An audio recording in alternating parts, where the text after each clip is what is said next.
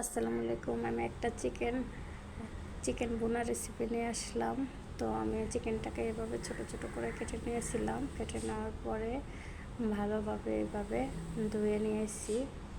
এখন পরিষ্কার করে এভাবে একটা একটা করে আমি চিকেনগুলোকে ধুয়ে নিয়েছিলাম। পরবর্তীতে আমি একটা কড়াই বসিয়ে দিলাম রান্না করার জন্য। তো কড়াইটা বসিয়ে দিয়ে এর সাথে আমি তেল অ্যাড করে দিব। তো পরিমাণ মতো আমি তেল অ্যাড করে দিলাম এটার সাথে। তো এখন কিছুটা পেঁয়াজ কুচি এটার সাথে দিয়ে দিব। তো আমি পেঁয়াজ কুচিগুলো দেওয়ার পরে কিছুটা লবণ অ্যাড করে দিয়েছি এটার সাথে, দিয়ে এটাকে ভালোভাবে নেড়ে চেড়ে নিতেছি। তো আপনারা ওইভাবে ভালোভাবে নেড়ে চেড়ে নেবেন। তো কিছুটা তেজপাতা আমি এটার সাথে দিয়ে দিলাম। তো দিয়ে দেওয়ার পরে আমি এখন এলাচি, দারচিনি, লবঙ্গ, গোলমরিচের সাথে আমি অ্যাড করে দিয়ে এভাবে আমি পেস্টটাকে নেড়ে চেড়ে নিব।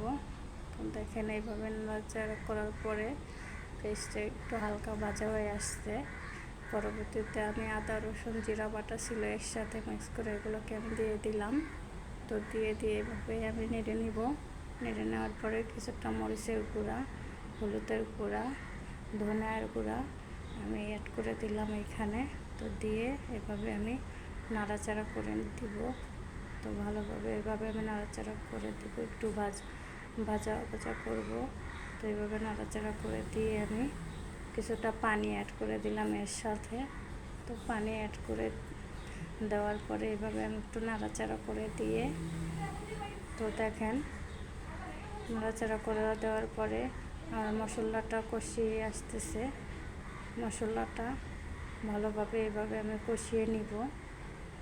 তো দেখেন মশলাটা আমি ভালোভাবে এভাবে কষিয়ে নেওয়া হয়ে গেছে, প্রায় মশলাটা আমার কষানো হয়ে আসছে। তো এইভাবে আরেকটু আমি নাড়াচাড়া করে দিব। দেওয়ার পরে পরবর্তীতে আমি চিকেনগুলো এখানে অ্যাড করে দিব। তো এইভাবে চিকেনগুলো সব আমি অ্যাড করে দিলাম, দিয়ে এইভাবে আমি নাড়াচাড়া করে দিতেছি। তো দেখেন এইভাবে আমি নাড়াচাড়া করে দেওয়ার পরে ভালোভাবে নাড়াচাড়া করে দিতেছি। তো নাড়াচাড়া করে দিয়ে পরবর্তীতে আমি একটু ঢাকনা দিয়ে ঢেকে দিলাম। তো ঢাকনাটা আমি 10 মিনিট পরে উঠিয়ে নিয়ে আবার এটাকে নাড়াচাড়া করে দিব। তো দেখেন নাড়াচাড়া করে দিতেছি আমি এভাবে ভালোভাবে উল্টে পাল্টিয়ে এটাকে নাড়াচাড়া করে দিব। তো যারা যারা আমার চ্যানেলটা দেখতেছেন, অবশ্যই আমার ভিডিওটা দেখতেছেন, অবশ্যই সাবস্ক্রাইব করবেন, লাইক কমেন্ট শেয়ার অবশ্যই করবেন। তো পরবর্তীতে আমি মুরগির মশলাটা অ্যাড করে দিলাম এটার সাথে। তো অ্যাড করে দিয়ে এভাবে আমি নাড়াচাড়া করে নিব। আমি কোনো রকম পানি ইউজ করব না, এটার ভিতরে পানি ইউজ ছাড়াই আমি চিকেন ভুনাটা করব। তো দেখেন এইভাবে আমি অনেক সময় নিয়ে এভাবে চিকেনটাকে নাড়াচাড়া করে নিয়েছিলাম।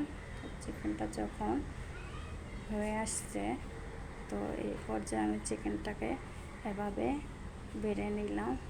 তো আপনারা বাসায় অবশ্যই ট্রাই করে দেখবেন, অবশ্যই আপনাদেরকে ভালো লাগবে। আর আমি নতুন হিসাবে আমার যদি কোনো ভুল ত্রুটি হয়ে থাকে ক্ষমার দৃষ্টিতে দেখবেন।